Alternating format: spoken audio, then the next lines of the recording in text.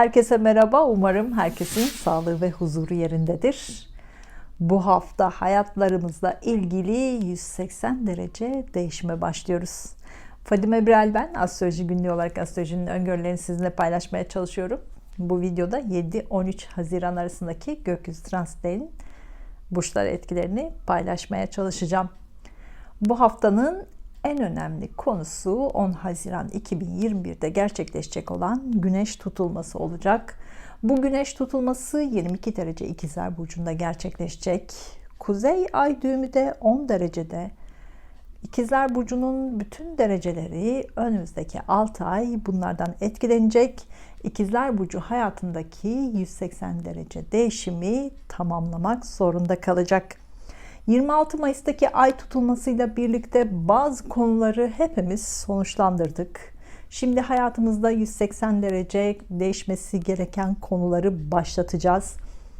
Bu konuların neler olduğunu burçlar kısmında detaylı anlatacağım. Güneş İkizler Burcu'nda ilerliyor. İkizler Burcu olanların doğum günü kutlu olsun. Sağlıklı nice seneler diliyorum. Bu hafta iletişim, medya, lojistik, pazarlama ve reklam konuları daha fazla gündemde olacak. Bu konulardaki geçmişte yaptıklarımız tekrar karşımıza çıkabilir. Eksik kalanları tamamlayacağız. Sağlık açısından da bu dönemde eller, ayaklar, solunum yolları ve sinir sistemleri daha önemli olacak. Bu konulardaki sağlık konularıyla ilgili geçmişte yaşadıklarımız tekrar karşımıza da çıkabilir. Mars bu haftada Yengeç Burcu'nda ilerliyor. Ev, aile, ebeveynlerle ilgili konular hala gündemde. Hayatımızın geçmiş dönemlerini anmak, hatırlamak ve onlardan ders çıkartmak için uygun bir zaman. Venüs de Yengeç Burcu'nda ilerliyor. Olaylara daha duygusal bakabiliriz. Duygularımızı daha yoğun yaşayabiliriz. Mars ve Venüs ikisi de Yengeç Burcu'nda olunca duygu ve mantık karmaşası çok fazla yaşayabiliriz. Karar vermek biraz zor olabilir. Mars hafta sonundan itibaren Aslan Burcu'na geçiş yapacak. Mars Aslan Burcu etkilerini önümüzdeki hafta videolarında paylaşmaya da başlayacağım. Merkür retrosu, İkizler Burcu'ndaki Merkür'ün retrosu devam ediyor. İletişimde, ulaşımda, yollarla ilgili konularda konuşmalarımızda daha yavaş olmalıyız. Daha anlayışlı olmalıyız. Teknolojik alet ve sistemleri kullanırken sakin olmalı ve yavaş kullanmalıyız. Önceki videolarda da anlatmıştım. Merkür veya diğer gezegenler retro yaptığında yavaş ilerler. Bu yüzden biz de o gezegenin etkilerini yavaş yapmamız gerekiyor. Merkür araba ve araçlarla da ilgilidir. Araba kullanırken de daha yavaş olmalıyız. Merkür retro yapıyor diye korku salanlara dikkat edin. Korku gelecek kötülüğü beklemektir. Bu yüzden korkmayın. Sadece dikkatli olun. Böylece kötülüklerle karşılaşmazsınız ve sorun da yaşamazsınız. Gezegenler düz hareketinde karşımıza çıkan konuları gezegenler retro yaptığında kendi içimizde sorgularız. Tecrübe ettiğimiz konuları tekrar karşımıza çıkar. Retro zamanında da bu konuları kendi içimizde sindirmeye çalışırız. Plüton da şu anda retro yapıyor. Geçmişteki gizli kalmış konular şimdi ortaya çıkmaya başlıyor. Gezegen retro etkilerini burçlar kısmında da yine detaylı anlatacağım. Satürn ve Uranüs kare açısı hala devam ediyor. Ancak Satürn retro yaptığı için çok sert etki almayacağız. Bu yüzden iş dünyası ile ilgili hareketlenmeler yaşanacak. İş dünyasında hareket başlayacak. İş yerleri dünyanın her yerinde iş yapmaya da başlayacak. Satürn retro yaptığı için dünya genelinde sene başından beri yapılan ayaklanmaların, isyanların, gösterilerinin sonuçlarını bu hafta görmeye de başlayacağız. Bu haftanın bir önemli konusu da hafta başında kripto parayla ilgili bir ani gelişmede yaşanabilir. Güneş tutulmasının ülkelere etkilerini de anlatacak olursam, Amerika ikili ilişkilerle ilgili yeni kararlar alacak. Yeni iş ortakları, yeni ülke ortaklarını seçecek. İsrail bu hafta başında gücünü göstermeye çalışacak. İsrail'de bu hafta insan kayıpları biraz fazla olabilir. İsrail para konusunda da çok güçlenecek. Rusya savaş araçlarıyla ilgili gösterisine devam edecek. Savaş araçlarını ve askeriye ile ilgili daha da güçlenecek. Bu gücü önümüzdeki senelerde gösterecek. Sene sonunda ülke içinde büyük değişimler başlayacak. Temmuz sonuna kadar iş dünyasında da Rusya'da güçlenmeler olacak. Hindistan'da sağlık konuları hala gündemde. Bu hafta sonuna kadar insan kayıpları olabilir. Önümüzdeki haftadan sonra da sağlıkla ilgili gizli kalmış bilgiler açığa çıkmaya başlayacak. Bu hafta insan kayıplarıyla ilgili sağlık konularından başka sebepler de ortaya çıkacak. Yeni ölüm sebepleri ortaya çıkmaya başlayabilir. Güneş tutulmasıyla birlikte ülke içinde değişim başlayacak. İlişkilerle ilgili gizli kapaklı konular daha fazla konuşulacak. İş dünyası hareketlenmeye başlayacak. Ancak güçlü olan daha fazla para kazanacak. Kanalıma abone olursanız sevinirim. Videolarımı diğer sosyal ağlarda paylaşırsanız da bana destek olursunuz. Danışmanlık için ve sorularınız için de astrolojigünlüğü@gmail.com adresime de mail gönderebilirsiniz. Şimdi 7-13 Haziran arasındaki gökyüzü transitlerinin burçlara etkilerini paylaşacağım. Yeni ayın burçlara etkilerini de anlatacağım.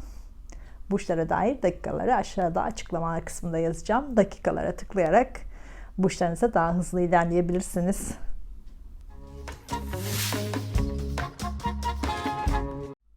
Burcu, yükselen burcu, ay burcu, Mars burcu ve Satürn burcu, Koç burcu olanlar 7-13 Haziran arasındaki gökyüzü transitlerin burcunuza etkilerini anlatmaya çalışacağım.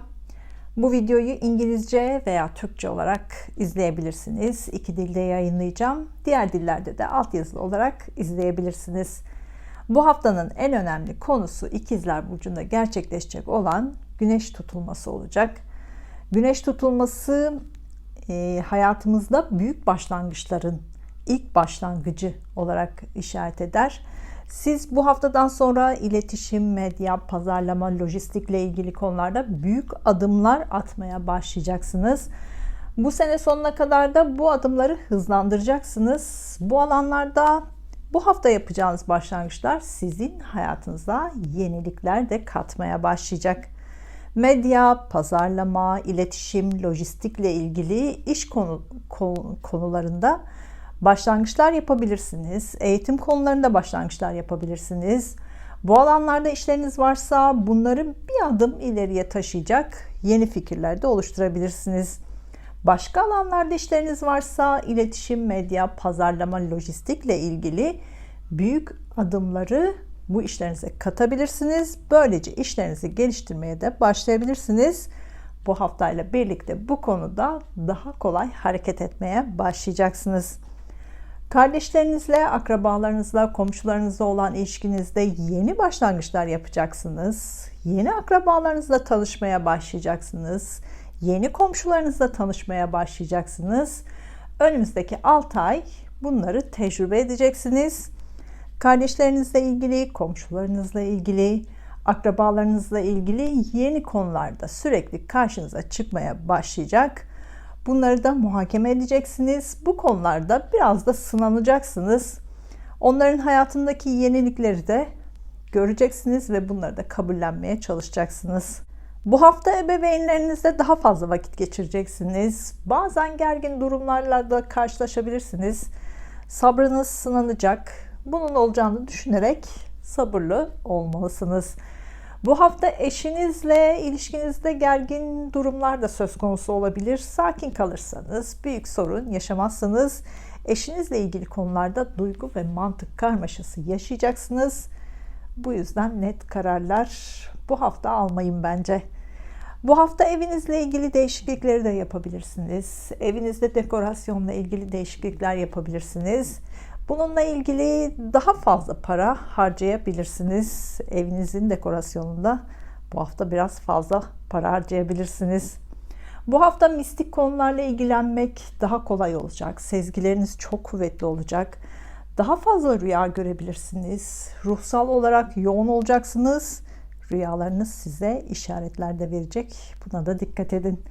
Bu hafta iletişim araçlarını daha yavaş kullanmalısınız. Daha dikkatli olmalısınız. Yoksa büyük sorunlar yaşayabilirsiniz. Bu hafta kardeşlerinizle, akrabalarınızla, komşularınızla iletişimde sorunlar yaşayabilirsiniz. Merkür retro yapıyor. Komşularınızı yanlış anlayabilirsiniz. Konuşulanları yanlış anlayabilirsiniz. Daha sakin olursanız, daha yavaş anlatırsanız, daha yavaş anlarsanız büyük sorunlar yaşamayacaksınız. Bu hafta başında para konusunda ani ve büyük bir değişimde yaşayabilirsiniz. Bu biraz psikolojinizi etkileyebilir. Dikkatli olursanız sorun yaşamazsınız. Sene başından beri arkadaşlarınızla olan ilişkilerinizde sınandınız. Yeni arkadaşlarınız oldu. Bu hafta bunları düşüneceksiniz. Arkadaşlarınızla olan ilişkinizle ilgili kararlar da alabilirsiniz. Yeni aşk arayanlar, ebeveynleriniz sizi yeni biriyle tanıştırabilir. İlk tanışmada mantığınız ve duygularınız biraz karışabilir. Karar vermek zor olabilir. Haftaya gün gün detaylı bakmadan önce kanalıma abone olursanız çok sevinirim. Videolarımı paylaşırsanız da bana büyük destek olursunuz. Şimdiden çok teşekkür ediyorum. 7-13 Haziran haftasına gün gün bakacak olursak, hafta başında parasal konularda biraz önce de söylediğim ani ve büyük bir değişim yaşayabilirsiniz. Bu olumlu da olabilir, olumsuz da olabilir. Dikkatli olmanızda fayda var. Beklediğiniz para varsa da bu elinize geçebilir. Yeni parasal kaynaklarla ilgili de başlangıçlar yapabilirsiniz. Gayrimenkul alım satımı ile ilgili uzun zamandır düşündüğünüz planları hafta başında da başlatabilirsiniz. Yemekle ilgili, estetikle ilgili, finansla ilgili işi olanlar hafta başında bu işlerinizde başlangıç yapabilirsiniz. İşi olmayanlar hafta başında bu alanlardan da iş haberleri bekliyorsanız bu haberleri alabilirsiniz ve başlangıç yapabilirsiniz. Hafta ortasında kardeşleriniz, akrabalarınız veya komşularınızla vakit geçireceksiniz. Onların hayatında yenilikler olacak. Bu yeniliklerde onların yanında olacaksınız. Hafta sonunda evinizde vakit geçirmek isteyeceksiniz. Evinizle ilgili değişimler için bazı kararlar alacaksınız ve bunları da uygulayacaksınız. Evlilik planı olanlar hafta sonunda organizasyonlarınızı tamamlayabilirsiniz. Hafta sonunda ebeveynlerinizle ilgili de yeni konular karşınıza çıkacak. Ebeveynlerinizle ilgili konularda mantık ve duygu karmaşası da yaşayabilirsiniz. Güzel bir hafta olmasını diliyorum. Duygusal hayatınızla ilgili işaretler için Ay burcunuzu, iş ve eğitim hayatınızla ilgili işaretler için Mars ve Satürn burcunuzda izlemelisiniz.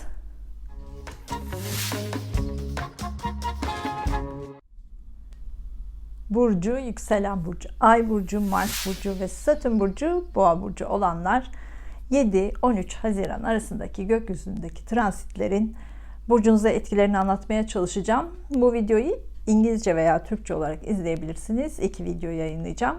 Diğer dillerde de altyazılı olarak izleyebilirsiniz.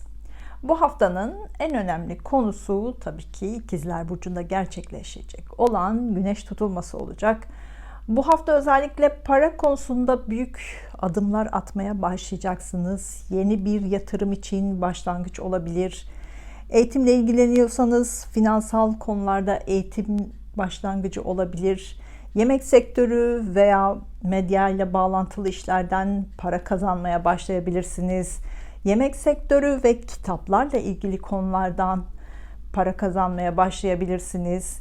Yemek, finans, gayrimenkul sektörüyle ilgili iletişim, medya, lojistik, pazarlama alanlarını kullanarak para kazanmaya başlayabilirsiniz. Bunlarla ilgili bu hafta büyük adımlar da atabilirsiniz. Bu hafta yemek sektörü, finans sektörü, gayrimenkul sektörü, estetik ve güzellikle ilgili sektörlerdeki işlerinize iletişim, medya, lojistik ve pazarlama bölümleriyle ilgili yenilikleri de katabilirsiniz. Bu bölümlerde yeni başlangıçlar da yapabilirsiniz. Yeni iş arayanlar iletişim, medya, lojistik, pazarlama bölümlerinde yeni işler karşınıza çıkabilir. Bu hafta kardeşlerinizin duygusal hayatıyla ilgilenmek zorunda kalabilirsiniz. Kardeşlerinizin duygusal ilişkileri nedeniyle onlara destek vermek zorunda da kalabilirsiniz.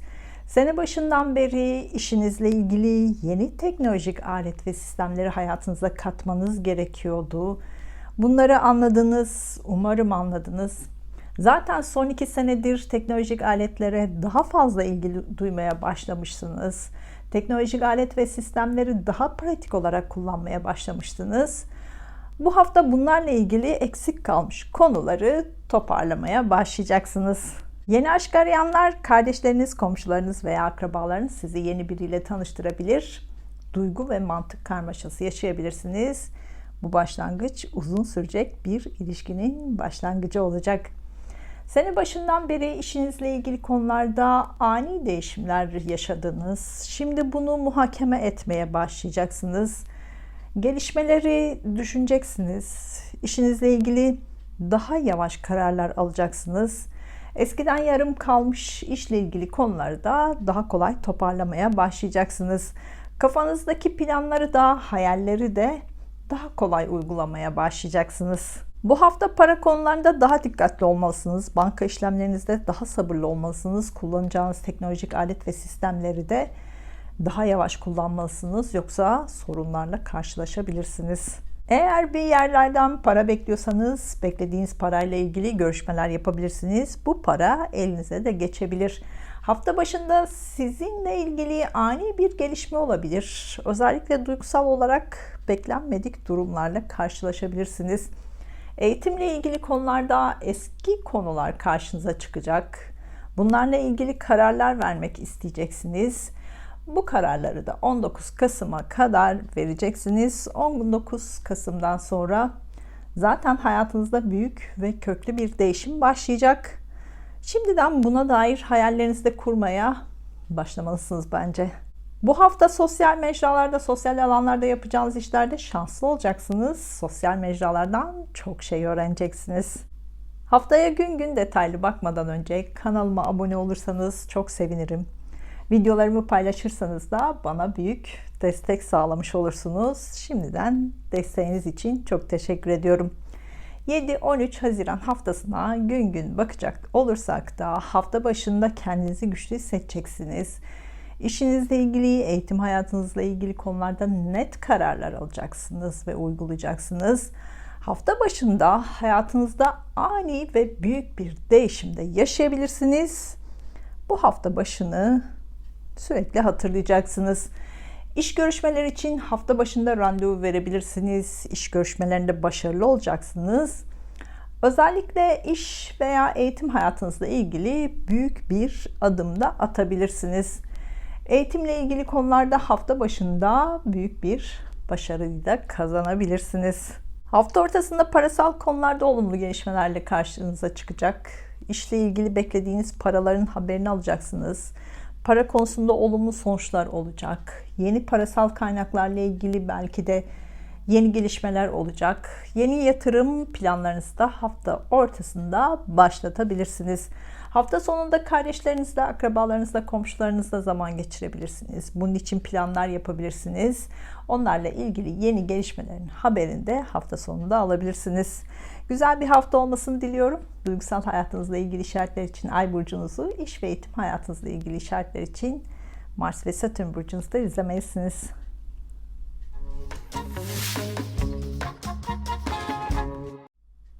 Burcu, yükselen burcu, Ay burcu, Mars burcu ve Satürn burcu, İkizler burcu olanlar 7-13 Haziran arasındaki gökyüzü transitlerinin burcu etkilerini anlatmaya çalışacağım. Bu videoyu İngilizce veya Türkçe olarak izleyebilirsiniz. 2 videoyu yayınlayacağım. Diğer dillerde de altyazılı olarak izleyebilirsiniz. Güneş bu hafta burcunuzda ilerliyor. Bu hafta doğanların doğum günlerini kutlu olsun. Sağlıklı nice seneler diliyorum. Bu haftanın en önemli konusu tabii ki burcunuzda gerçekleşecek, İkizler burcunda gerçekleşecek güneş tutulması olacak. Yani yeni ay olacak. 10 Haziran'da yeni ay gerçekleşecek. Hayatınızın birçok alanında artık yenilikler karşınıza çıkmaya başlayacak. Son bir senedir hayatınızda değişimler olacağını anlamaya başlamıştınız. Bazıları bu değişimleri tamamladı. Bazıları da bu haftadan sonra tamamlamaya başlayacaklar. Hayatınızda 180 derece değişim olacak. Bunu bilin, bunu kabul edin. Böylece değişimler kolay olur. Son bir senedir değişimlerle ilgili hayaller kurun demiştim. Umarım hayallerinizi kurdunuz. Şimdi bu hayalleri gerçekleştirmeye başlayacaksınız. Hayatınızda farklı düzenler kurmaya başlayacaksınız. Bu haftadan sonra yeni doğmuş gibi hissedeceksiniz. İlk aylarda belki emekleme safhasını yaşayacaksınız. Bazı şeyleri kabullenmek zor olacak. Ama artık daha emin adımlarla ilerleyeceksiniz. İş konusunda şanslı bir haftadasınız bu hafta. İşinizle ilgili ne dileseniz olacak. Bu yüzden hedeflerinizi yüksek tutun, isteklerinizi yüksek tutun. Zaten bu hafta sizin haftanız. Dileklerinizi, isteklerinizi sıralayın. Hayallerinizi kurun. Hayatınızda kuracağınız yeni düzenle ilgili hayallerinizi, hedeflerinizi sürekli kurgulayın. Bu hafta güneş tutulmasının etkisiyle kendinizi fiziksel olarak da yenileyebilirsiniz. Bunu bu hafta daha kolay yapabilirsiniz. Para konuları da hala gündeminizde. Daha önceden yaptığınız işlerle ilgili beklediğiniz para varsa bu hafta bu paralar da elinize geçebilir. Finansla ilgili işlerinizde yoğun olacaksınız bu hafta. Bu işlerinizle ilgili değişimler de olabilir. Bu sizi biraz gergin yapabilir. Sakin olursanız sorun yaşamazsınız. Bu hafta Merkür burcunuzda, İkizler burcunda retro halinde. Bu iletişimle ilgili sorunlar yaşamanıza neden olabilir. İletişim araçlarınızı kullanırken daha yavaş olmalısınız, daha sakin olmalısınız, sabırlı olmalısınız. Yoksa büyük sorunlarla karşılaşabilirsiniz. Teknolojik alet ve sistemlerle ilgili, arabayla ilgili daha önceden sorun yaşadıysanız bu sorunlar tekrar karşınıza çıkabilir. Bunları tamir etmek ya da değiştirmek zorunda da kalabilirsiniz. Yeni iş arayanlar yemek sektöründe, finans sektöründe, estetik ve güzellikle ilgili alanlarda yeni işler bulabilirsiniz. Bu sektörlerde iletişim, medya, lojistik, pazarlama bölümlerinde işler bulabilirsiniz. Algılarınız açık olsun.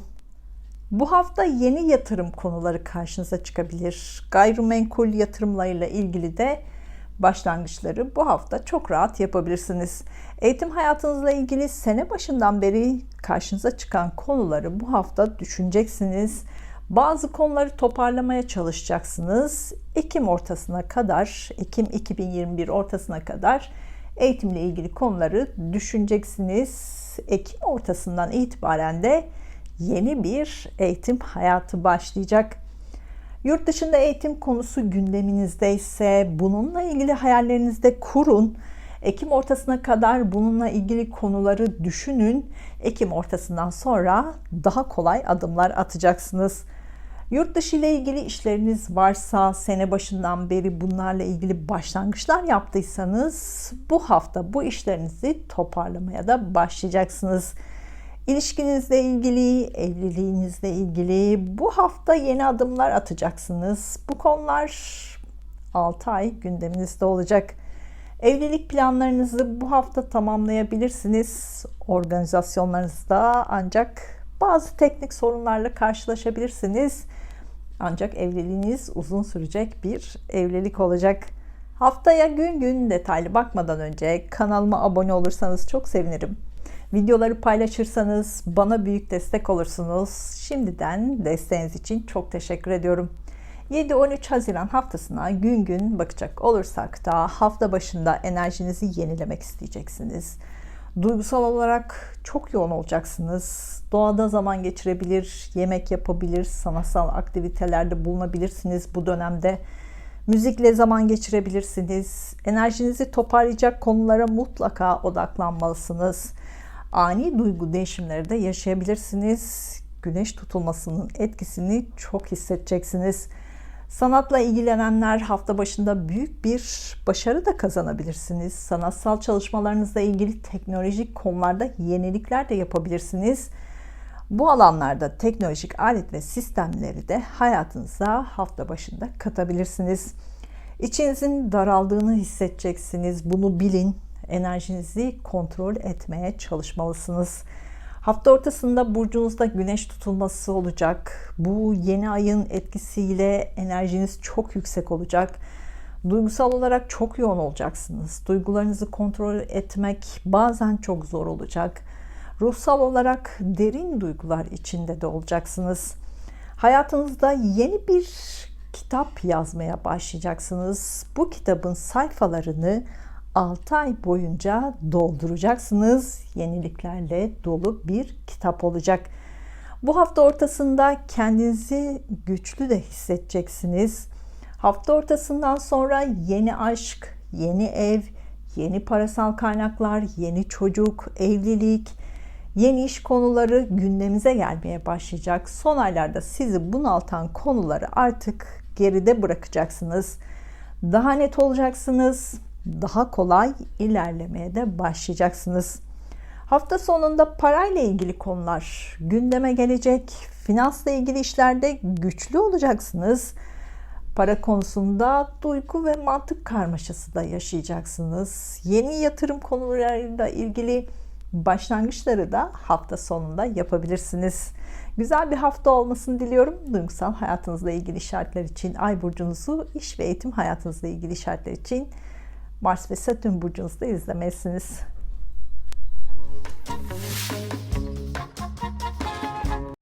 Burcu, yükselen burcu, ay burcu, Mars burcu ve Satürn burcu, yengeç burcu olanlar 7-13 Haziran arasındaki gökyüzü transitlerin burcunuza etkilerini anlatmaya çalışacağım. Bu videoyu İngilizce veya Türkçe olarak izleyebilirsiniz. 2 dilde yayın yapacağım. Diğer dillerde de altyazılı olarak izleyebilirsiniz. 10 Haziran'da gerçekleşecek güneş tutulması sizi biraz gergin yapabilir. İçinizin daraldığını hissedebilirsiniz. Aslında güzel olan bir enerji olacak. Ancak siz bunu ruhsal olarak yoğun yaşayacağınız için güzel mi kötü mü anlamakta zorlanacaksınız. Ama ben söyleyeyim, güzel bir enerji bu. Sadece bu güzel enerjinin sizi bunaltmasına izin vermeyin. İçinizde birikecek yoğunlaşan enerjiyi dışarı nasıl aktaracaksınız, nasıl atacaksınız bunu düşünmeye başlayın. Bu hafta ritüeller yapmak için, mistik konularla ilgilenmek için, ruhsal çalışmalar yapmak için çok güzel enerjiler var. Doğada, açık havada yapacağınız ritüeller enerjinizi yükseltecek, enerjinizi yenilemenize yardımcı olacak. Son bir senedir ruhsal olarak kendinizi yenilemeniz gerekiyordu. Bunu anlamaya çalıştınız. Hala anlamadıysanız bu haftadan sonra kendinizi yenilemek daha kolay olacak. Yeni ve farklı kitaplar okumak size iyi gelecek. Yazı yazmak size iyi gelecek. Düşüncelerinizi, fikirlerinizi, birikimlerinizi, hayallerinizi yazıyla ifade etmek size iyi gelecek. Bunu hem kendinizi geliştirmek için yapmalısınız, hem de bunları kullanarak, belki de kitap yazarak para da kazanabilirsiniz. Sanatsal çalışmalar yapmak için, sporla ilgilenmek için harika bir hafta bu hafta. Sanatsal üretimler yapabilirsiniz. İlla ki bu işinizle ilgili olması gerekmiyor. Sosyal faaliyet olarak da kendinize iyi gelecek bir şey olabilir. Sinema izleyebilirsiniz, spor yapabilirsiniz. Müzikle de bu hafta çok fazla ilgilenebilirsiniz. Son haftalarda kendi kendinize konuşmaya başladınız. Bazı konuları kendi içinizde çok büyüttünüz. Bu psikolojik olarak sizi biraz da yordu. Bu hafta yine kendi kendinize konuşacaksınız. Hatta daha önce konuştuklarınızı tekrar edeceksiniz. Ya bunu kendi içinizde daha da büyüteceksiniz ya da bunlara çözüm üreteceksiniz. Bence bunları yazıya aktarırsanız hem kafanızı boşaltırsınız hem de bu yazdıklarınızı okuyunca nelerle mücadele ettiğinizi daha iyi göreceksiniz. Gerçekten sizi yoran konuların ne olduğunu daha net göreceksiniz. Belki de bunlardan dersler çıkartacaksınız. Belki de bu konuları yazarak yazarlığa da başlayacaksınız. Bu hafta başlangıç yapmak bu konularda çok kolay olacak. Son haftalarda hayatınızda birçok değişiklikler yaptınız. Evinizle ilgili, işinizle ilgili, ilişkinizle ilgili değişiklikler yaptınız. Hala yapmadıysanız bu hafta hayatınıza yenilikleri katmak kolay olacak.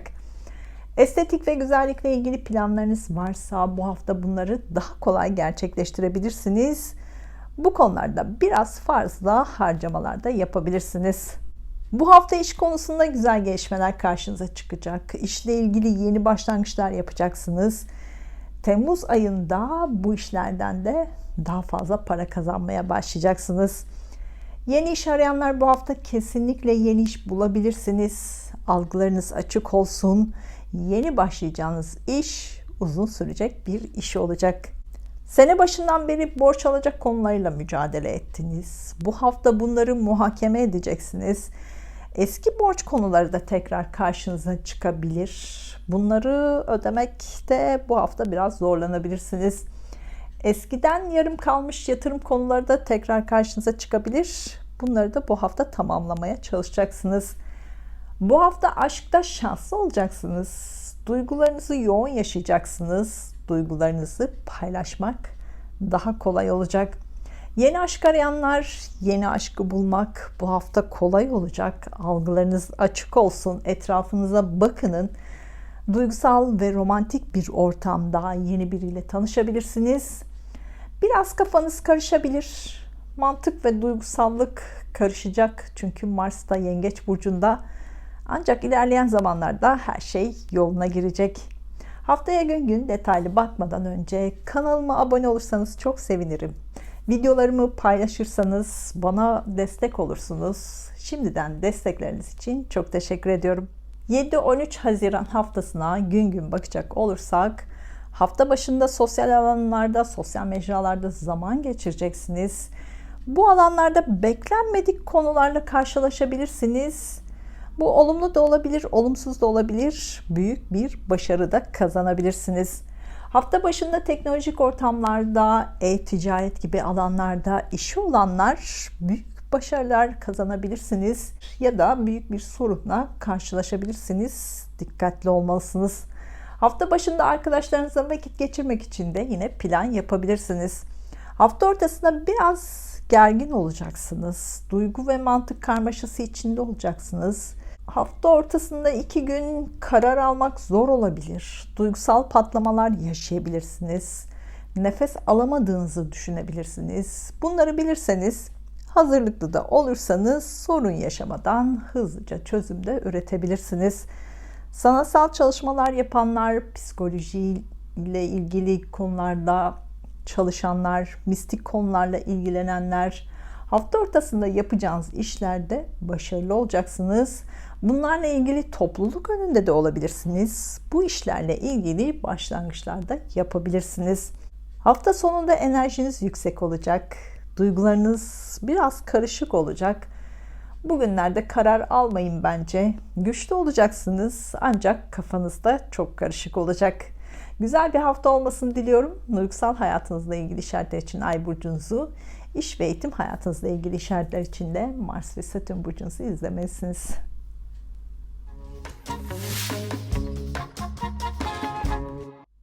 Burcu, yükselen burcu, Ay burcu, Mars burcu ve Satürn burcu, Aslan burcu olanlar 7-13 Haziran arasındaki gökyüzü transitlerinin burcunuza etkilerini anlatmaya çalışacağım. Bu videoyu 2 video olarak yayınlayacağım. İngilizce veya Türkçe olarak izleyebilirsiniz. Diğer dillerde de altyazılı olarak izleyebilirsiniz. Bu hafta İkizler Burcu'nda güneş tutulması yani yeni ay gerçekleşecek. Siz son bir senedir arkadaşlarınızla ilgili değişimler yapmak zorunda kaldınız. Arkadaşlarınızın değiştiğini düşünmeye başladınız. Onlarla olan ilişkilerinizin değiştiğini görmeye başladınız.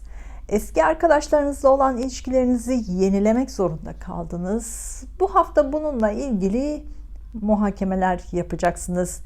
Bu haftadan sonra hayatınıza yeni arkadaşlar katılmaya başlayacak. Onlarla olan ilişkilerinizi düzenlemeye çalışacaksınız. Bu yeni arkadaşlar size yeni şeyler de öğretecekler. Bu hafta aklınızdaki sorular biraz aydınlanmaya başlayacak. Hayatınıza düzen kurmak için artık daha kolay hayaller kurmaya başlayacaksınız. Hedeflerinizi aklınızda kurgulamak daha kolay olmaya başlayacak. Bu hafta sonundan itibaren de hayatınızda değişimler başlayacak. Temmuz ayı sonuna kadar hayatınızda değişimler olacak. Şimdiden bunun hazırlıklarını kafanızda yapmaya da başlayın.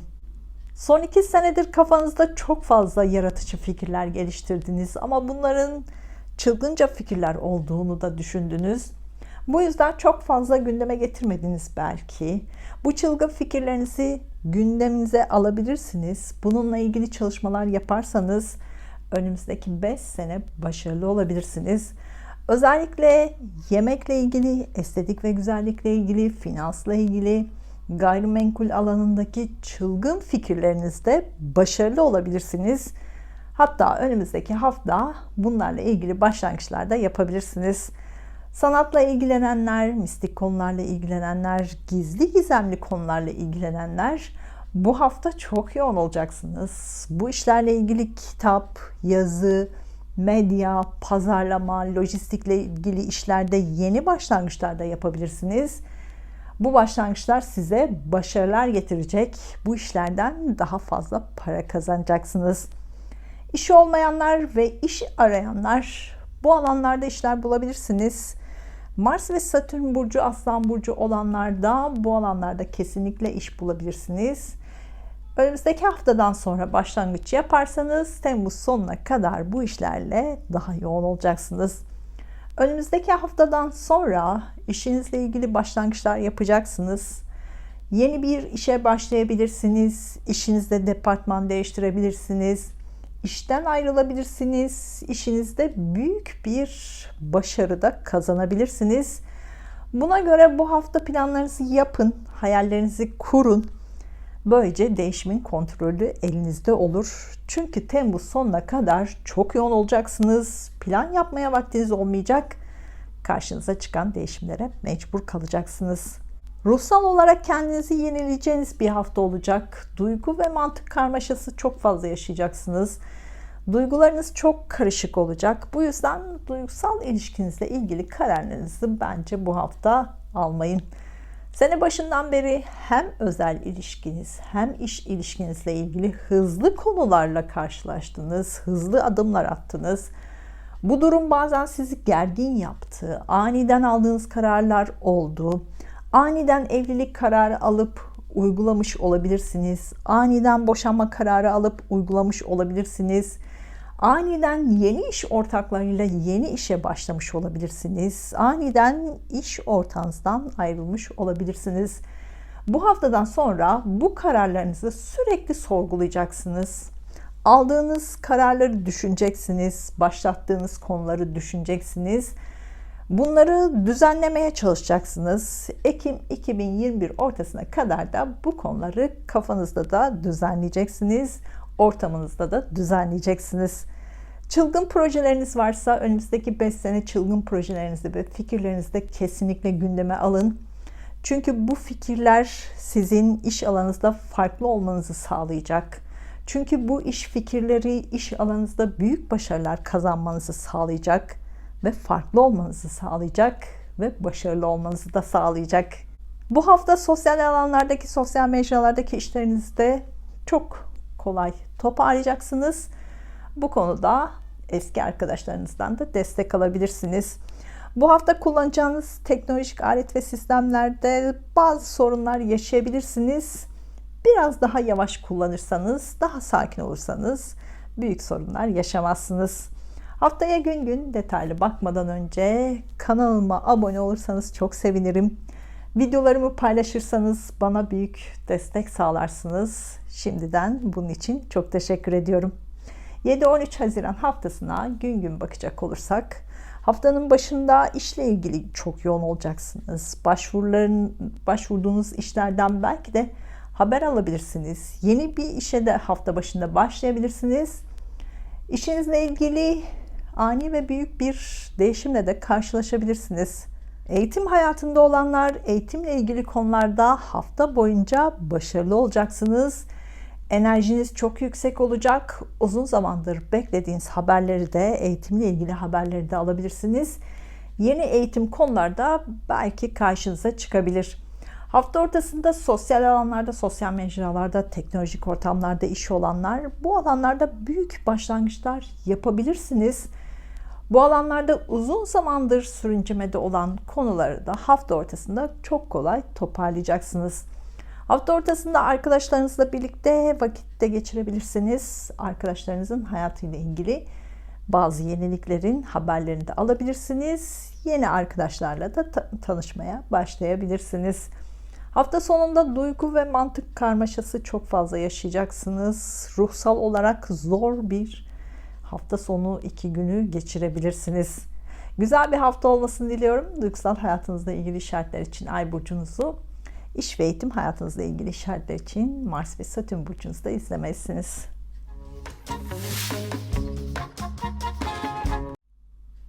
Burcu, yükselen burcu, Ay burcu, Mars burcu ve Satürn burcu, Başak burcu olanlar 7-13 Haziran arasındaki gökyüzü transitlerinin burcunuza etkilerini anlatmaya çalışacağım.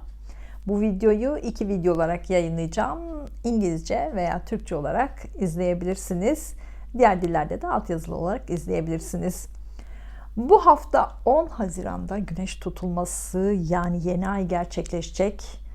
Son bir senedir iş ve eğitim hayatınızda 180 derece değişimler olmaya başladı. Bunları anlamaya başladınız, algılamaya başladınız. Bazen değişimlere mecbur kaldınız. Bazılarınız işle ilgili değişimleri tamamladı. Bazılarınız ise bu haftadan sonra iş konusundaki değişimleri gerçekleştirmeye başlayacaksınız. Bu haftadan sonra işle ilgili yenilikler karşınıza çıkmaya başlayacak. Bunları iyi anlarsanız, iyi algılarsanız bu yeni işler sizin için güzel başlangıçlar yaratacak. Belki hayatınızı değiştirmek zorunda kalacaksınız. Bu değişim sizin için çok iyi olacak. Bu yüzden bu değişimlerle ilgili olumlu düşünün, hayaller kurun. Böylece istediğiniz gibi olacak. Geçen haftalarda evinizle ilgili, eşinizle ilgili, ebeveynlerinizle ilgili konuları toparlamak zorunda kaldınız. Son bir senedir bu konularda karşınıza çıkan konuları artık daha kolay kabullenmeye de başladınız. Bu haftadan sonra geçmişteki olumsuz konuları unutmak belki de daha kolay olacak. Son haftalarda sosyal mecralarda, sosyal alanlarda, arkadaş ortamlarında çok fazla zaman geçirdiniz. Bu alanlarda ön planda olduğunuz zamanlar da oldu. Siz konuştunuz, siz konuşuldunuz. Bu haftada yine topluluk önünde çok zaman geçireceksiniz. Fikirlerinizle ön sıralarda olacaksınız. Bu konuları bu hafta toparlayacaksınız. Son haftalarda sosyal mecralarda, sosyal alanlarda yeni iş fırsatları yaratmış olabilirsiniz. Umarım yarattınız. Önümüzdeki haftadan sonra bu işlerden daha fazla para kazanmaya da başlayacaksınız. Yeni iş arayanlar bu hafta sosyal mecralarda, sosyal alanlarda, yemek sektöründe, hayvanlarla ilgili alanlarda, iletişim, medya, pazarlama, lojistik bölümlerinde işler bulabilirsiniz. Algılarınız açık olsun. Daha önce başvurduğunuz, bu konularla ilgili başvurduğunuz işlerden de bu hafta haber alıp başlangıçta yapabilirsiniz. Bu hafta işlerinizle ilgili güzel haberler alabilirsiniz. İşlerinizle ilgili bu hafta parlayacaksınız. Özellikle sosyal mecralarda güneş gibi parlayacaksınız. Bu hafta sosyal mecralarda, sosyal alanlarda parasal kazançlar da sağlayabilirsiniz. Yeni parasal konularda karşınıza çıkmaya başlayabilir. Bu hafta çok fazla yeni arkadaş edineceksiniz. Hızlı başlayan arkadaş ilişkileriniz olacak. Bu yeni arkadaşlar size yeni şeyler öğretecek. Bu öğrenecekleriniz işinizde size çok fayda sağlayacak. Yeni aşk arayanlar sosyal mecralarda, arkadaş ortamlarında yeni biriyle tanışabilirsiniz. Arkadaşlarınız sizi yeni biriyle tanıştırabilir. Romantik bir başlangıç yapabilirsiniz. Bu ilişki uzun sürecek bir ilişki olacak. Evliyseniz veya ilişkiniz varsa da partnerinizle birlikte sosyal alanlarda daha fazla vakit geçirebilirsiniz. Bu hafta ilişkiler konusunda şanslı olacaksınız. Duygularınızı biraz abartabilirsiniz. Bu da kıskançlıklara da neden olabilir. Bu hafta işinizle ilgili konularda iletişim sorunu yaşayabilirsiniz. İşinizle ilgili iletişim araçlarında sorun yaşayabilirsiniz. Teknolojik alet ve sistemlerde de sorunlar yaşayabilirsiniz. Daha sakin olursanız, bunları yavaş kullanırsanız, yavaş olursanız büyük sorunlar yaşamayacaksınız. Haftaya gün gün detaylı bakmadan önce kanalıma abone olursanız çok sevinirim. Videolarımı paylaşırsanız bana büyük destek sağlarsınız. Şimdiden desteğiniz için çok teşekkür ediyorum. 7-13 Haziran haftasına gün gün bakacak olursak, hafta başında uzun yolculuklar yapabilirsiniz. Yeni uzun yolculuk planlarını da kafanızda kurgulamaya başlayabilirsiniz. Yurt dışından beklediğiniz haberleri hafta başında alabilirsiniz. Yurt dışı gezisi için planlar yapabilirsiniz. Yurt dışı ve eğitim konularında belki de yeni adımlar atabilirsiniz, başlangıçlar yapabilirsiniz. Eğitim hayatında olanlar hafta boyunca beklediğiniz sonuçları alabilirsiniz. Hafta boyunca eğitimle ilgili de büyük bir başarı kazanabilirsiniz. Yeni bir başlangıçta yapabilirsiniz. Hafta ortasında işinizle ilgili güzel gelişmeler olacak. İşinizle ilgili bazı konular artık netleşecek. İşinizle ilgili büyük bir adım da atabilirsiniz. Hafta ortasında işinizle ilgili büyük bir değişimi de tamamlayabilirsiniz.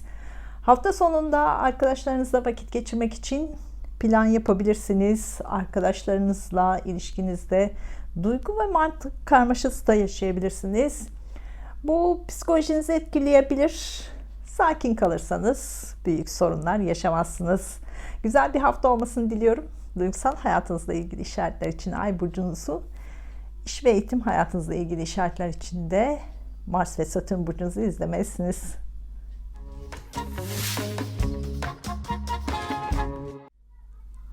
Burcu, yükselen burcu, ay burcu, Mars burcu ve Satürn burcu, terazi burcu olanlar 7-13 Haziran arasındaki gökyüzü transitlerin burcunuza etkilerini anlatmaya çalışacağım. 2 video yayınlayacağım. İngilizce veya Türkçe olarak izleyebilirsiniz. Diğer dillerde de altyazılı olarak izleyebilirsiniz. Son bir senedir uzun yollar, uzun yolculuklar, yurt dışı ile ilgili konular, eğitimle ilgili konularda hayatınızda 180 derece değişim olmak zorunda kaldı. Sisteminiz değişti, bunu kabullenmek zorunda kaldınız. Kullandığınız aletler değişti, bunu kabullenmek zorunda kaldınız. Yurt dışı ile ilgili yaptığınız işler değişti, bunları kabullenmek zorunda kaldınız. Eğitim hayatınız değişti, yine bunları da kabullenmek zorunda kaldınız. Birçoğunuz için bunlar geçen bir sene içinde gerçekleşti. Birçoğunuz için de bu haftadan sonra değişimler başlayacak.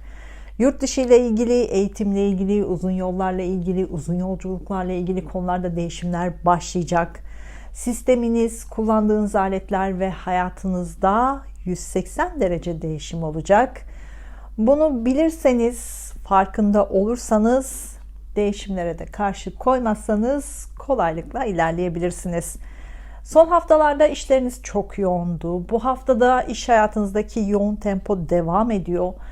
Bu yoğunluk sizi biraz fazla bunalttı. İşten ayrılmayı belki düşündünüz. İşinizi değiştirmeyi de belki düşündünüz.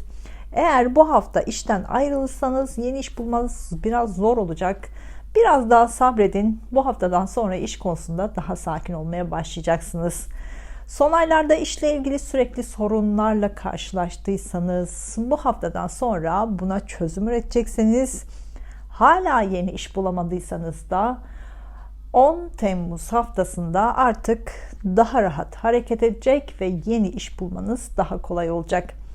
Son haftalarda eğitim konusunda da yoğundunuz ve yoruldunuz. Bu yoğunluk sizi bunaltmış olabilir. Bu haftada yoğun olacaksınız, bu haftada yorulacaksınız ama başarılı da olacaksınız. Eğitim konusunda yenilikleri daha kolay hayatınıza katmaya da başlayacaksınız. Bu hafta iş konusunda veya eğitimle ilgili konularda sözleşmeler, anlaşmalar da yapacaksınız. İmzalar da atacaksınız. Bunlarla ilgili yeni başlangıçlar da yapabilirsiniz. Sağlık konusunda eğitim almak isteyenler bu sene sonundan itibaren bununla ilgili güzel gelişmeler olacak. Bu sene sonundan itibaren sağlık konusunda eğitim almak daha kolay olacak. Sağlık konusunda bu hafta şanslısınız, bunu bilmelisiniz. Eğer sağlıkla ilgili konuları abartırsanız bu şans olumsuz olacaktır, bunu da bilmelisiniz. En ufak bir sorunu büyütürseniz sağlık konusundaki şansınızı küstürmüş olacaksınız. Bu yüzden gereksiz vesveselerden uzak kalmalısınız. Sene başından beri aşk ilişkinizle ilgili karşınıza çıkan yenilikler oldu. Bu yenilikleri muhakeme edeceksiniz bu haftadan sonra. Eski aşk ilişkinizde tekrar gündeme gelebilir. Bununla ilgili kararlar almak da isteyeceksiniz. Bu hafta işinizle ilgili para konularında da olumlu gelişmeler karşınıza çıkacak. Yurt dışı ile iş yapma planı olanlar, yurt dışında yaşama planı olanlar, evlilik planı olanlar, başka bir şehire taşınma planı olanlar, bunlarla ilgili hayallerinizi kurun. Bu haftadan sonra bunlarla ilgili yeni gelişmeler karşınıza çıkmaya da başlayacak. Haftaya gün detaylı bakmadan önce kanalıma abone olursanız çok sevinirim. Videolarımı paylaşırsanız da bana büyük destek olursunuz. Şimdiden desteğiniz için teşekkür ediyorum. 7-13 Haziran haftasına gün bakacak olursak, haftanın başında finansal olarak sizi zorlayan konulara çözüm üretmek zorunda kalacaksınız. Bu yeni kredi başlangıcı olabilir. Uzun zamandır beklediğiniz paranın elinize gelişi olabilir. Borçlarınızı kapatmak konusu da söz konusu olabilir. Hafta başında banka işlemleriyle çok yoğun olacaksınız. Hafta ortasında yurt dışından beklediğiniz haberleri alabilirsiniz. Yurt dışı ile ilgili yeni konular gündeme gelecek. Bununla ilgili planlar da yapacaksınız. Eğitim hayatında olanlar hafta boyunca başarılı olacaksınız. Eğitim konularında yenilikler de karşınıza çıkacak. Hafta ortasında arkadaşlarınızla birlikte uzun yolculuklar da yapabilirsiniz. Hafta sonunda işinizle ilgili yeni ve büyük bir adım atabilirsiniz. Bu belki sosyal mecralarla ilgili bir konuda olabilir. Güzel bir hafta olmasını diliyorum. Duygusal hayatınızla ilgili işaretler için Ay burcunuzu, iş ve eğitim hayatınızla ilgili işaretler için Mars ve Satürn burcunuzda izlemelisiniz.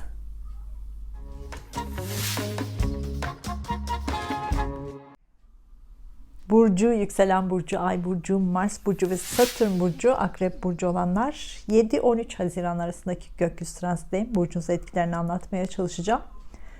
Bu videoyu İngilizce veya Türkçe olarak izleyebilirsiniz. Diğer dillerde de altyazılı olarak izleyebilirsiniz.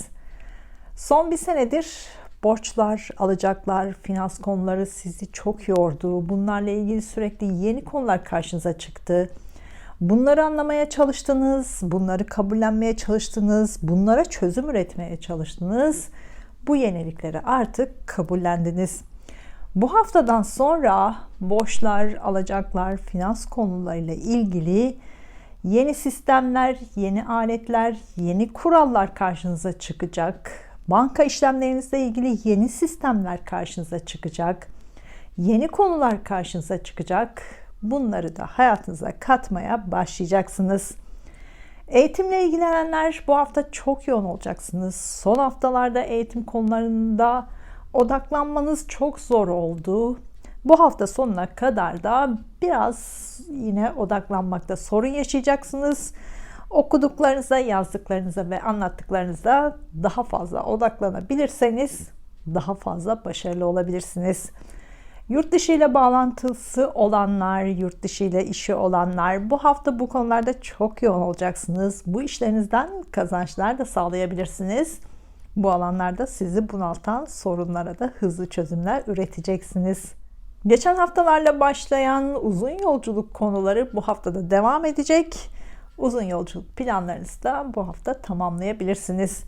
Bu hafta aşkta şanslı olacaksınız. Partnerinizle birlikte romantik planlar yapabilirsiniz.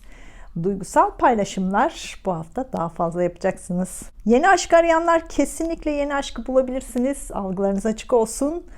Uzun yolculuklarda, yurt dışı ile ilgili konularda, eğitimle ilgili alanlarda yeni biriyle tanışabilirsiniz. Ancak duygu ve mantık karmaşası yaşayacaksınız.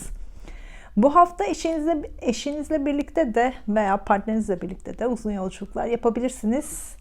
Romantik planlar yapabilirsiniz. Bu hafta uzun yollar, uzun yolculuklar ve yurt dışı ile ilgili konularda yeni başlangıçlarda söz konusu olacak. Bunlarla ilgili önemli adımlar da atacaksınız. Yeni iş arayanlar yemek sektöründe, gayrimenkul sektöründe, inşaat alanında, dekorasyon alanında, lojistik bölümlerinde, eğitim bölümlerinde, yurt dışı ile bağlantılı işlerde yeni işler karşınıza çıkabilir. Algılarınız açık olsun. İşi olanlar, eğitim, yurt dışı ile ilgili konular, yabancı dil ve uzun yollarla ilgili konulardaki yenilikleri işlerinize katarsanız daha başarılı olacaksınız. Bu hafta banka işlemlerinizle ilgili kullanacağınız alet ve sistemlerde çok dikkatli olmalısınız. Daha yavaş olmalısınız, yoksa sorunlarla karşılaşabilirsiniz. Çocuklarınızla ilgili konularda da bu hafta çok şanslı olacaksınız. Çocukları ilgilendiren konuları biraz abartabilirsiniz. Görsel sanatlarla ilgili eğitim almak isteyenler bunun için bu hafta başlangıçta yapabilirsiniz. Para konusunda yapacağınız görüşmelerde iletişim sorunu yaşayabilirsiniz. Anlaşmazlık da yaşayabilirsiniz. Bu da zorluk çıkartabilir. Daha önceden planlanan sözleşmelerinizi bu hafta imzalayabilirsiniz. Sorun olmadan imzalarınızı atabilirsiniz. Ebeveynlerinizle ilgili eski konular tekrar gündeme gelebilir. Ebeveynlerinizin para konuları gündeme gelebilir. Miras konuları da gündeme gelebilir. Bu konuları bu hafta toparlayacaksınız. Haftaya gün gün detaylı bakmadan önce kanalıma abone olursanız çok sevinirim. Videolarımı paylaşırsanız bana büyük destek olursunuz. Şimdiden desteğiniz için çok teşekkür ediyorum. 7-13 Haziran haftasına gün gün bakacak olursak hafta başında ikili görüşmeler yapacaksınız. Hem iş hem özel hayatınızda ilişkilerinizle ilgili yenilikler de karşınıza çıkacak. Hafta ortasında finansal olarak sizi zorlayan konulara çözüm üreteceksiniz. Yeni ve büyük bir yatırımla ilgili imza da atabilirsiniz. Bu yatırım konuları önümüzdeki 6 ay gündemimizde olacak. Yeni kredi başlangıcı da olabilir. Hafta ortasında banka işlemleriyle, imzalarla da çok zaman geçireceksiniz. Hafta sonunda yurt dışından uzak yerlerden beklediğiniz haberleri alabilirsiniz. Bu haber yeni bir işle ilgili de olabilir. Hafta sonunda eğitimle ilgili konularda yeni haberler de alabilirsiniz. Sınavlarınız varsa hafta sonunda bunlarda başarılı olacaksınız. Güzel bir hafta olmasını diliyorum. Duygusal hayatınızla ilgili işaretler için Ay burcunuzu, iş ve eğitim hayatınızla ilgili işaretler için Mars ve Satürn burcunuzda izlemelisiniz.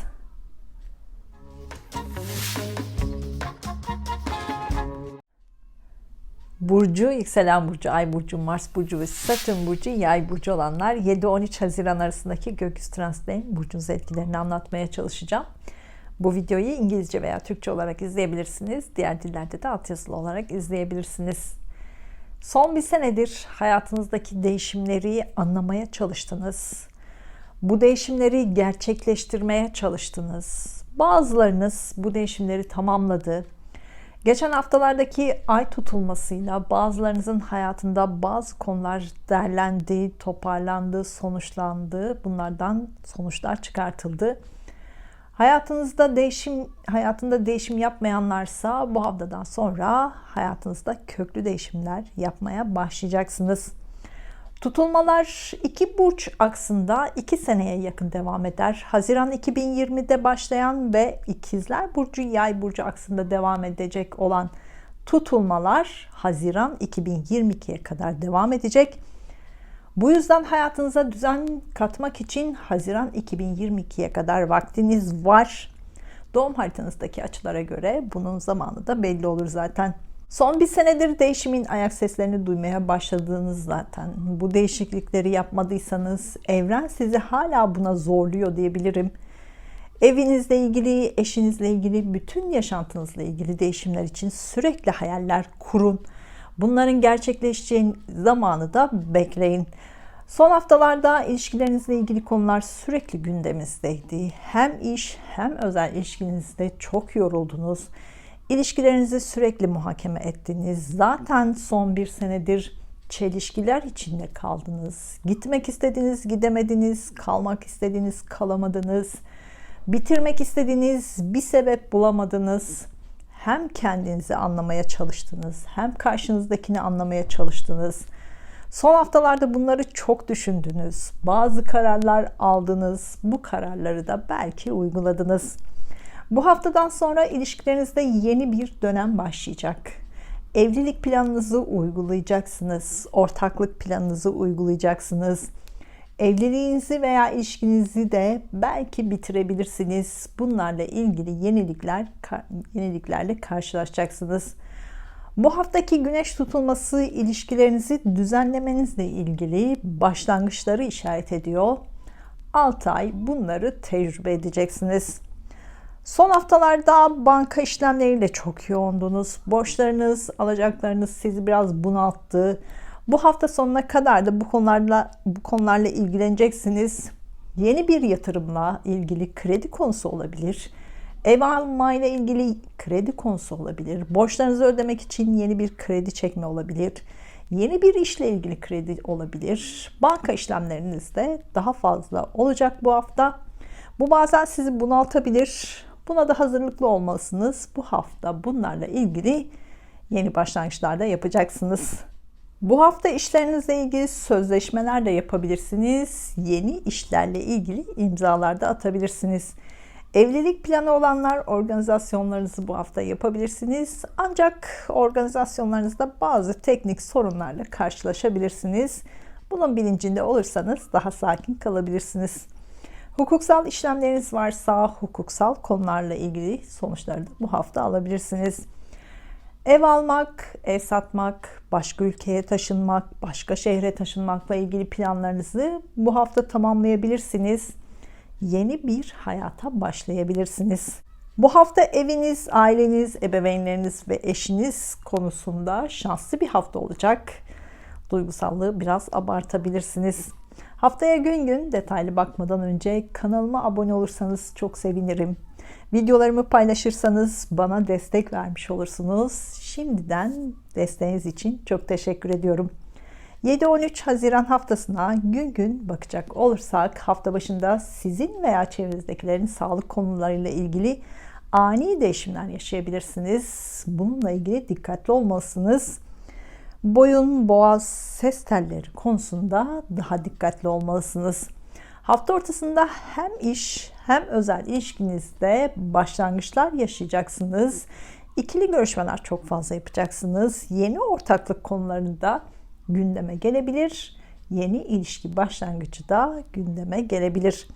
Evlilik organizasyonlarınızı da hafta ortasında yapabilirsiniz. Bu uzun sürecek bir evlilik olacak.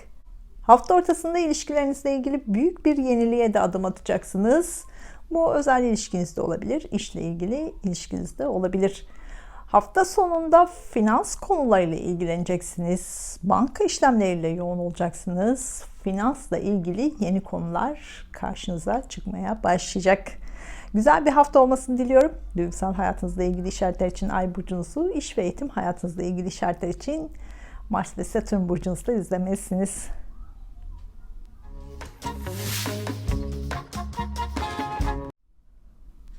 Burcu, yükselen burcu, ay burcu, Mars burcu, Satürn burcu, Oğlak burcu olanlar 7-13 Haziran arasındaki gökyüzü transitlerinin burcunuza etkilerini anlatmaya çalışacağım. Bu videoyu İngilizce veya Türkçe olarak izleyebilirsiniz. Diğer dillerde de altyazılı olarak izleyebilirsiniz.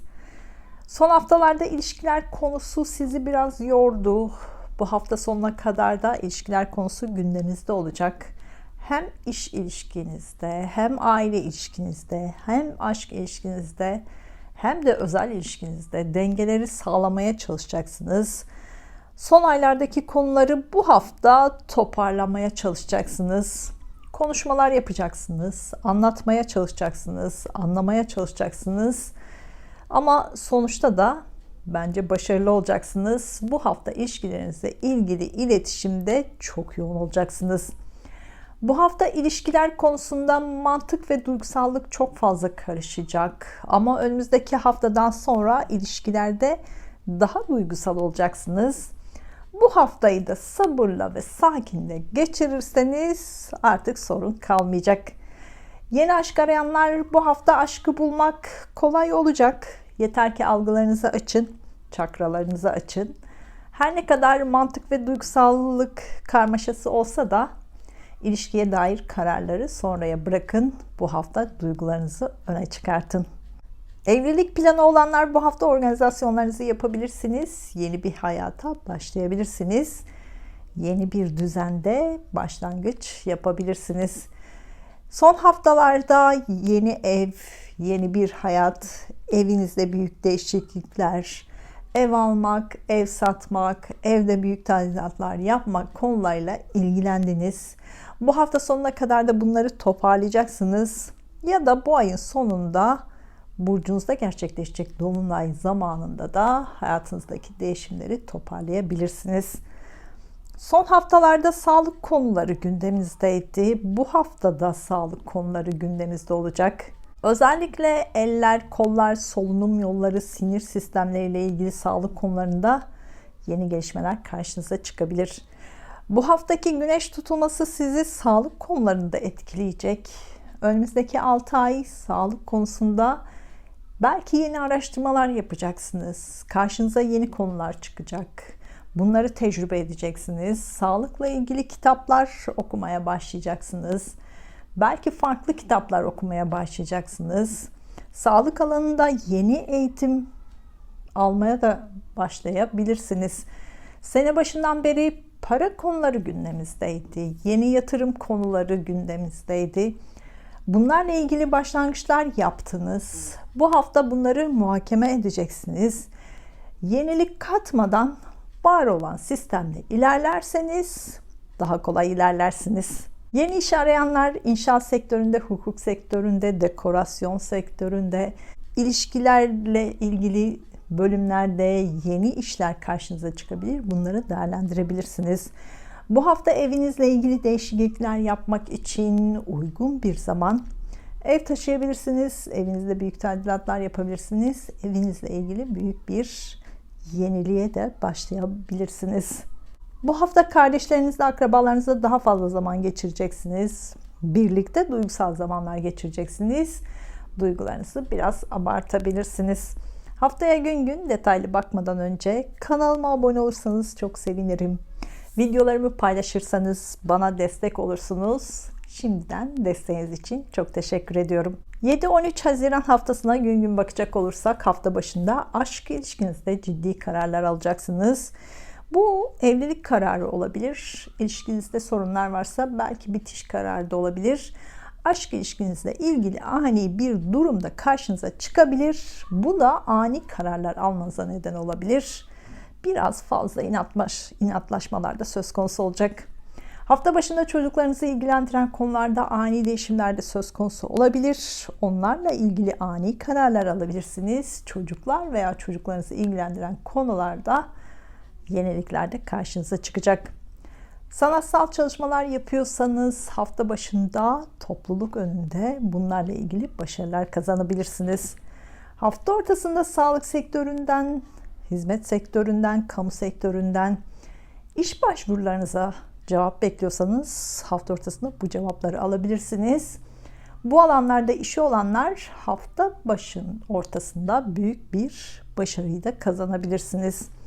Hafta ortasında sizin veya çevrenizdekilerin sağlık konularında daha da dikkatli olmalısınız. Sağlığınızla ilgili konular karşınıza çıkacak. Sağlıkla ilgili yeni gelişmelerle karşılaşabilirsiniz. Biraz önce de söylediğim eller, ayaklar, solunum ve dokularla ilgili daha dikkatli olmalısınız. Güzel bir hafta olmasını diliyorum. Duygusal hayatınızla ilgili işaretler için Ay burcunuzu, iş ve eğitim hayatınızla ilgili işaretler için Mars ve Satürn burcunuzda izlemelisiniz.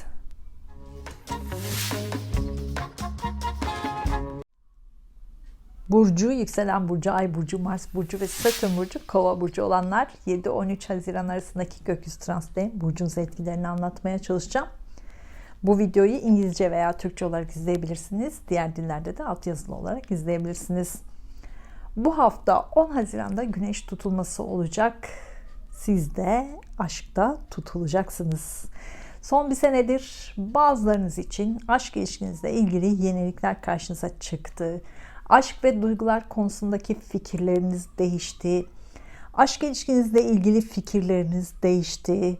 Aşk konusunda aniden kararlar alıp aniden de uyguladınız. Bu haftadan sonra bazılarınız için aşkla ilgili konularda yeni fikirler geliştireceksiniz. Aşk konusundaki fikirleriniz değişecek. Belki daha duygusal bakmaya başlayacaksınız. Belki daha mantıklı bakmaya başlayacaksınız. Aşk ilişkinizle ilgili ani kararlar da alacaksınız. Bu belki de evlilik olacak, Belki de ayrılık olacak. Son bir senedir çocuk konusundaki fikirleriniz de değişti. Çocuklarla olan iletişiminiz değişti. Çocuklarla ilgili iş alanlarınızda değişiklikler oldu. Belki çocuğunuz oldu. Bu haftadan sonra da çocuk veya çocuklarınızla ilgili yeni konular karşınıza çıkmaya başlayacak ve siz de bunları tecrübe etmeye başlayacaksınız. Yenilikleri hayatınıza katmaya da başlayacaksınız. Son haftalarda sizin veya çevrenizdekilerin sağlıklarıyla ilgilenmek zorunda kaldınız. Özellikle çocuklarınızın sağlık konularıyla ilgilenmek zorunda kaldınız. Bazen bu psikolojinizi de bozmuş olabilir. Bu hafta çocuklar veya çocuklarınızın sağlıklarıyla ilgili konularda güzel gelişmelerin haberlerini alabilirsiniz. Bu haftadan sonra, bu hafta sonunda itibaren de sağlık konuları gündemimizden gidecek. Yeni iş arayanlar bu hafta sağlık sektöründe, kamu sektöründe, hizmet sektöründe, yemek, dekorasyon, inşaat bölümlerinde işler karşınıza çıkabilir. Algılarınız açık olsun. Bu işlerden haber bekliyorsanız önümüzdeki hafta bu haberleri de alabilirsiniz. Bu hafta sonundan itibaren ilişkiler konusu daha fazla gündemimize gelmeye başlayacak. Bunu önümüzdeki videolarda daha fazla detaylı anlatacağım. Evlilikle ilgili planlarınızı ve hayallerinizi bu hafta sonundan itibaren gerçekleştirmeye de başlayacaksınız. Bu hafta eski aşk ilişkinizle ilgili konular tekrar karşınıza çıkabilir. Görüşmek zorunda kalabilirsiniz. Haziran sonuna kadar da bu görüşmeler kafanızı karıştırabilir. Haziran sonundan itibaren bu konuda daha kolay kararlar vereceksiniz. Sene başından beri hayatınızda bazı değişiklikler yapmanız gerektiği, siz bazı şeylerin size dayatılmasını sevmezsiniz ama sene başından beri Satürn sizi biraz zorladı. Bazı şeyleri öğrenmeniz için baskı yapmaya başladı. Daha disiplinli olmanız için baskı yapmaya başladı. Planlı olmanız için baskı yapmaya başladı. Şimdi bunları düşüneceksiniz. Sene başından beri bu konularda karşınıza çıkanları muhakeme edeceksiniz. Öğrendiklerinizi tecrübe edeceksiniz. Bunların faydalarını düşüneceksiniz. Ekim 2021 ortasına kadar da bunları düşüneceksiniz. Ekim 2020'den sonra da benzer şeyleri yaşamaya devam edeceksiniz. Bu hafta para konusunda şanslı olacaksınız. Hatta çifte şanslı olacaksınız. Haftaya gün gün detaylı bakmadan önce kanalıma abone olursanız sevinirim. Videolarımı paylaşırsanız bana destek olursunuz. Desteğiniz için şimdiden teşekkür ediyorum. 7-13 Haziran haftasına gün gün bakacak olursak hafta başında evinizde vakit geçirmek için plan yapabilirsiniz. Ev alma, ev satma, ev taşıma, evde büyük tadilatlar yapmak için hafta başı uygun olacak. Bunlara dair başlangıçlar yapabilirsiniz. Bunlarla ilgili ani değişimlere de hazır olmalısınız.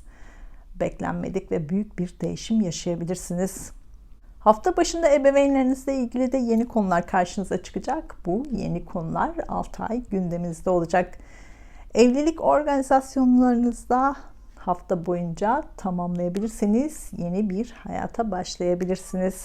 Hafta ortasında aşk hayatınızla ilgili güzel gelişmeler olacak. Duygusal olarak yoğun olacağınız bir hafta ortası olacak. Aşk ilişkinizde yeni ve ciddi kararlar alabilirsiniz. Bu kararlar 6 ay gündeminizde olacak. Hafta ortasında çocuklar veya çocuklarınızla daha fazla zaman geçireceksiniz.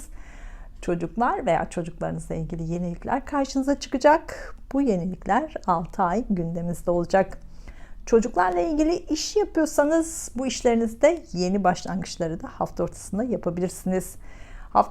Hafta sonunda uzun zamandır sizi üzen sağlık konuları artık geride kalacak. Çocuklarınızla ilgili sağlık konuları da artık geride kalacak. Sağlık sektöründen, hizmet sektöründen, kamu alanlarından işle ilgili beklediğiniz haberleri de hafta sonunda alabilirsiniz. Güzel bir hafta olmasını diliyorum. Duygusal hayatınızla ilgili işaretler için Ay burcunuzu, iş ve eğitim hayatınızla ilgili işaretler için Mars ve Satürn burcunuzu izlemelisiniz. Burcu, yükselen burcu, Ay burcu, Mars burcu ve Satürn burcu, Balık burcu olanlar 7-13 Haziran arasındaki gökyüzü transitlerin burcunuza etkilerini anlatmaya çalışacağım. Bu videoyu Türkçe veya İngilizce olarak izleyebilirsiniz. Diğer dillerde de altyazılı olarak izleyebilirsiniz. Son bir seneki tutulmalar sizi de tuttu maalesef. Hayatınızda 180 derece değişim olması gerekiyordu. Bunu anlamanız gerekiyordu. Bunları tamamlamanız gerekiyordu. İşinizle ilgili konuları geçen haftalarda biraz olsun tamamladınız. Bu haftada ev, eş, ebeveyn, aile konuları karşınıza çıkacak. Son bir senedir bazılarınız evlilikle ilgili yenilikleri tecrübe etti. Ya evlendiniz ya da evliliğinizi sorguladınız. Bu da eşinizle ilgili değişimler yapmanıza neden oldu. Şimdi eşinizle ilgili yeniliklerle hayatınıza devam edeceksiniz. Bu haftadan sonra bazılarınız için de eşinizle ilgili, evliliğinizle ilgili konularda yenilikler karşınıza çıkmaya başlayacak. Eşinizin hayatında değişimler olacak. Bu sizin hayatınızı da değiştirecek. Eşinizle ilgili fikirleriniz değişecek. Bekar olanlar evlilik hazırlığına başlayacak. Bu haftadan sonra evlilikle ilgili konular sürekli gündeminizde olacak. Son haftalarda çocuklar veya çocuklarınızla ilgili konularda yoğundunuz. Onların hayatındaki değişim sizin de hayatınızda değişimlere neden oldu. Bu haftada çocuklar veya çocuklarınızla daha fazla zaman geçirmek zorunda kalacaksınız. Onların hayatında yeni başlangıçlar olacak. Çocuk veya çocuklarınızla ilgili özellikle eğitim konularında yeniliklerle karşılaşacaksınız. Son haftalarda topluluk önünde daha fazla zaman geçirmeye başladınız. Bu alanlarda daha ön planda olmaya başladınız. İşlerinizle ilgili topluluk önünde mücadele verdiniz. Sahnelerle ilgili işleriniz varsa, sanatla ilgili işleriniz varsa, yazarsanız, yaratıcı fikirleriniz varsa bunlarla ilgili bu hafta yeni başlangıçlar yapacaksınız. Bu başlangıç size hem başarı kazandıracak hem de para kazandıracak. Doğum haritasında Balık burcu 1 ile 6 derece arasında olanlar Temmuz sonuna kadar şanslı olacaksınız. Bu eş konusunda, aşk konusunda ve sağlık konusunda bu şans size destek verecek. Bu hafta aşk ilişkinizle ilgili mantık ve duygu karmaşası yaşayacaksınız. Önümüzdeki haftadan sonra aşk konusunda daha duygusal olacaksınız ve daha şanslı olacaksınız. Sene başından beri ruhsal olarak kendinizi eğitmeniz gerekiyordu. Mistik konularla, astrolojiyle, psikolojiyle ilgili konularda bir şeyler öğrenmeniz gerekiyordu. Şimdi bu öğrendiklerinizi tecrübe edeceksiniz, düşüneceksiniz. Bazı sonuçlar çıkartmaya da çalışacaksınız. Bu hafta eşinizle iletişimde sorun yaşayabilirsiniz. Onu anlamak zor olabilir. Kendinizi ona anlatmak zor olabilir. Daha sakin olursanız, sabırlı olursanız büyük sorun yaşamazsınız. Bu hafta evinizde kullanacağınız elektronik alet ve sistemlerde de sorunlar yaşayabilirsiniz. Bunları kullanırken daha yavaş olmalısınız, sabırlı olmalısınız ve dikkatli olmalısınız. Bu hafta ebeveynlerinizle iletişimde de sorun yaşayabilirsiniz. Konuşmalarınıza dikkat etmelisiniz. Haftaya gün gün detaylı bakmadan önce kanalıma abone olursanız sevinirim. Videoları paylaşırsanız bana destek olursunuz. Şimdiden desteğiniz için çok teşekkür ediyorum. 7-13 Haziran haftasına gün gün bakacak olursak hafta başında kardeşleriniz, komşularınız veya akrabalarınızla ilgili ani değişimlerin haberini alabilirsiniz. Onlarla ilgili yeni haberler de karşınıza çıkabilir. Hafta başında kardeşlerinizle daha fazla vakit geçireceksiniz. Onların hayatındaki yeniliklerde onların yanında olacaksınız. Hafta ortasında evinizde olmak, ailenizle birlikte olmak isteyeceksiniz. Ebeveynlerinizle vakit geçirebilirsiniz. Eşinizle vakit geçirebilirsiniz. Evinizde olmayı tercih edeceksiniz. Hafta ortasında ruhsal olarak biraz zorlanabilirsiniz. Güneş tutulmasının etkisiyle içinizin daraldığını çok fazla hissedeceksiniz. Hafta ortasında evinizle ilgili büyük bir değişim de yapabilirsiniz. Ev taşımak, evde tadilatlar yapmak için hafta ortası uygun olacak.